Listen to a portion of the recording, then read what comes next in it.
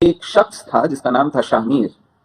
वो स्वार्थ से वहां तख्ता पलट करने की कोशिश में नाकाम होकर अपनी जान बचाकर भागा और उसने कश्मीर में आकर हिजरत की वहां से, और कश्मीर में उसको पनाह दी गई वहां के हिंदू राजा ने। और क्योंकि वो वहां के शाही खानदान से था तो उसको अच्छे से रखा, जागीर वागीर दी गई होगी, और ये सोचते हुए कि इस्लाम पड़ोस तक आ गया है और वो हमलावर है, तो उनके बारे में कुछ अता पता मिलेगा, तैयारी करने का मौका मिलेगा, शायद उसे अपने जो मशवरा देने वाली एक शूरा है उसका भी हिस्सा बना दिया होगा। लेकिन कोई 20-25-30 साल में ये 1315 में आया था और 1339 में ये वहां का सुल्तान बन बैठा।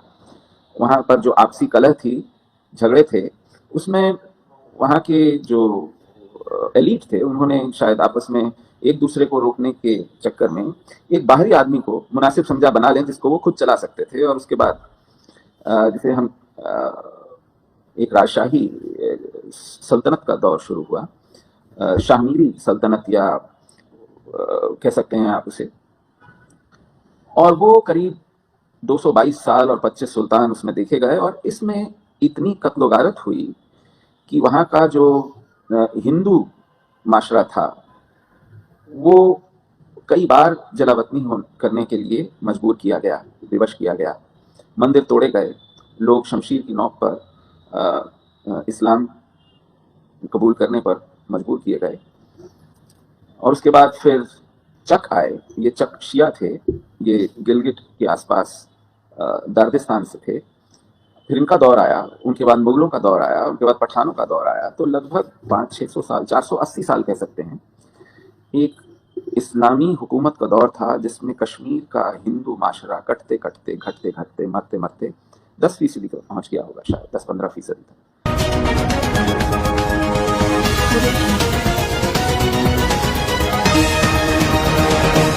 और फिर पठानों से जान छुड़ाई महाराजा रंजीत सिंह ने, जो तब पंजाब पर उन्होंने एक अपना शासन, अपनी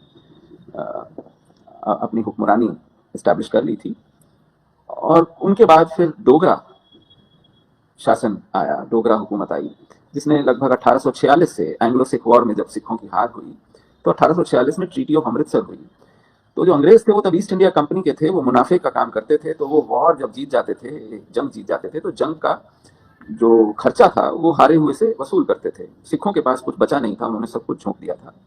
तो इस डोगरा महाराजा ने उस जंग का खर्चा भरा, कोई 76 या 86 लाख रुपए। ट्रीटी ऑफ अमृतसर 1846 साइन हुई और डोगरा हुकूमत आई। अंग्रेजों ने डोगरा महाराजाओं को जम्मू कश्मीर रियासत का हुक्मरान माना और उनके साथ एक ट्रीटी के तहत उन्हें वहां रूल करने दिया।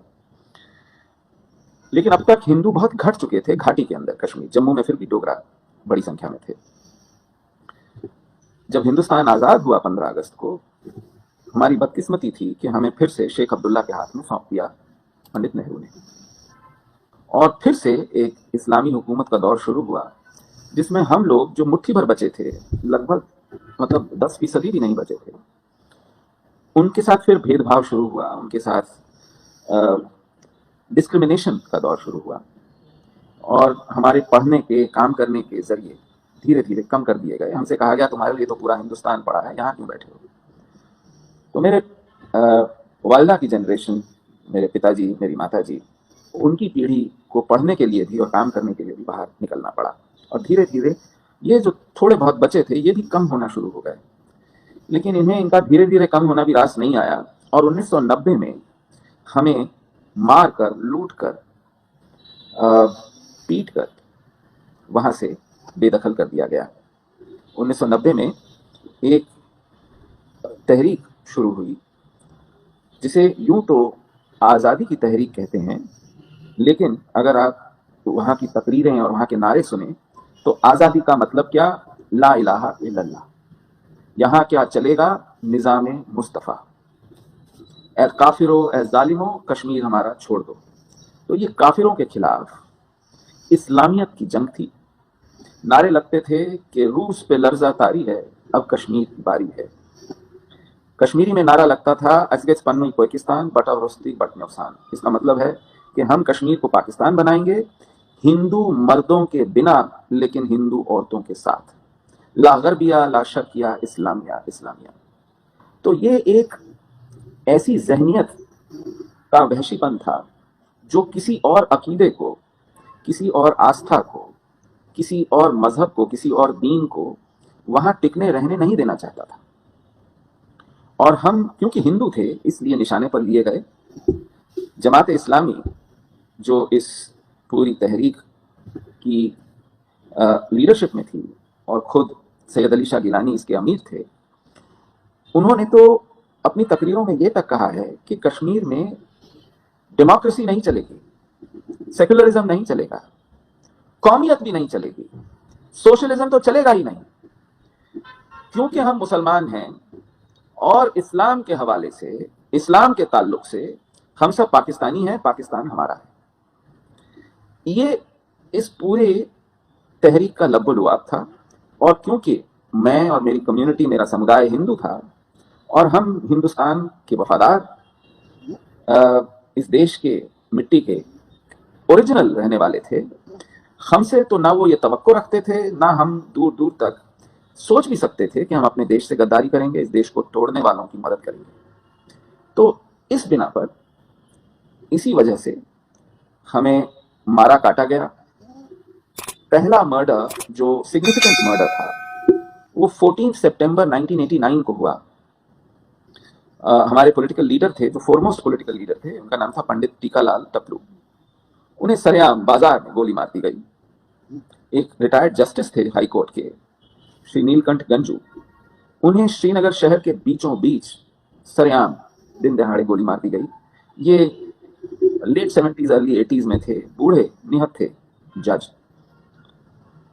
तो ऐसी बहादुरी बूढ़ों पर, निहत्थों पर, औरतों और बच्चों पर जिहाद बरपा रहा था और लोग मारे जा रहे थे, चुन चुन कर मारे जा रहे थे। ऐसे में जो दहशत फैली तो कश्मीर में रहना दूभर हो गया। 4 जनवरी को एक रिसाला छपता श्रीनगर में उर्दू में, उसका नाम है अल सफा। उसके पहले सफे पर हिजबुल मुजाहिदीन का यह नोटिस छापा गया कि काफिरों कश्मीर खाली कर दो वरना तुम्हारी खैर नहीं। और उसके नीचे हिजबुल मुजाहिदीन की 2 कलाशनिकोव और बीच में कुरान। फिर यही नोटिस दोबारा एक और रिसाले में जिसका नाम था आफ्ताब, उसके पहले पन्ने पर छापा गया। और दहशत का ये सिलसिला जिसमें नारेबाजी, जुलूस, रात रात भर के मुजाहिरे और ऐसे खौफनाक नारे और ऐसी खौफनाक मर्डर्स हुए, मंदिर लूटे गए, घर जला के लूट लिए गए, तोड़े गए, अपहरण हुए जिनको हम एब्डक्शंस कहते हैं, लोग मार दिए गए और उनका कसूर सिर्फ इतना था कि वो मुसलमान नहीं थे। ये कुल मिला के मंजर था कश्मीर को गैर मुस्लिमों से खाली करा लेना और उसके बाद इसको भारत न रहने देना, इसको पाकिस्तान में मिला लेना। अब बहाना यह बनाया जाता है आज भी कि साहब आपको तो जगमोहन ने निकाला, और जगमोहन ने भी इसलिए निकाला ताकि आपको जब घाटी से बाहर कर दिया जाए और फिर उसके बाद बमबारी हो और सारे मुसलमान मार दिए जाएं, कहीं उस चपेट में आप ना आ जाएं, इसलिए जगमोहन ने सफाई से आपको निकाल दिया। अरे ऐसा ही करना था तो फिर बमबारी क्यों नहीं की? बमबारी तो हुई नहीं। और अगर जगमोहन को ही निकालना था तो फिर जगमोहन तो 18 जनवरी को आया, वो भी जम्मू में आया। 2 दिन तक श्रीनगर भी नहीं जा सका, घाटी नहीं जा सका, क्योंकि तब हवाई रास्ता बंद था, मौसम खराब था। खुद जगमोहन कश्मीर नहीं आ सका तो कश्मीर से बाहर कौन कैसे जाता? और लाखों लोग, कोई ईमेल नहीं, कोई व्हाट्सएप नहीं, कोई मोबाइल फोन नहीं, कोई जरिया नहीं, आप कैसे लोगों को सब गांव गांव से, दूर दराज के इलाकों से इकट्ठा कर लें और पूरी घाटी को खाली करा लें? 19 जनवरी को हम अपना एक्सोडस डे मानते हैं। तो अगर आपको झूठ भी बोलना है भाई, कायदे से बोलो ताकि वो पच भी जाए, चिपक भी जाए।